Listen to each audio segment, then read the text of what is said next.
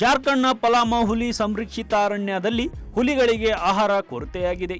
ಅದಕ್ಕಾಗಿ ಮಧ್ಯಪ್ರದೇಶದಿಂದ ಜಿಂಕೆ ಮತ್ತು ಕಾಡೆಮ್ಮೆಗಳನ್ನ ಆಮದು ಮಾಡಿಕೊಳ್ಳಲು ನಿರ್ಧರಿಸಲಾಗಿದೆ. ಪ್ರಸ್ತುತ ಪಲಾಮು ಹುಲಿ ಸಂರಕ್ಷಿತಾರಣ್ಯದಲ್ಲಿ 1.5 ವರ್ಷದಿಂದ 4 ವರ್ಷ ವಯಸ್ಸಿನ 68 ಕಾಡೆಮ್ಮೆಗಳಿವೆ. ಆದರೆ ಹುಲಿಗಳ ಹೆಚ್ಚುತ್ತಿರುವ ಸಂಖ್ಯೆಗೆ ಇವು ಸಾಕಾಗುತ್ತಿಲ್ಲ.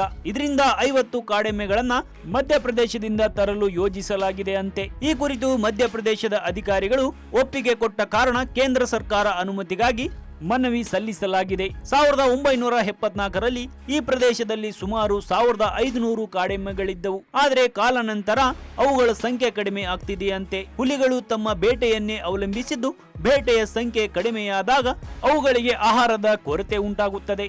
ಇದರಿಂದಾಗಿ ಪರಿಸರ ಸಮತೋಲನ ಕಾಪಾಡಲು ಇಂತಹ ಕ್ರಮಗಳು ಅಗತ್ಯವಾಗಬಹುದು. ಈ ಆಮದು ಪ್ರಕ್ರಿಯೆ ಕುರಿತು ಕೆಲವು ಆತಂಕಗಳನ್ನು ವ್ಯಕ್ತಪಡಿಸಲಾಗಿದೆ.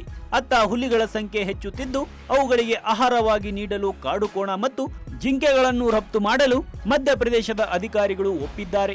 ಆದರೆ ಕೇಂದ್ರ ಸರ್ಕಾರದ ಅನುಮತಿಯೂ ಬೇಕಿದ್ದು, ಅದಕ್ಕಾಗಿ ಮನವಿ ಸಲ್ಲಿಸಲಾಗಿದೆ.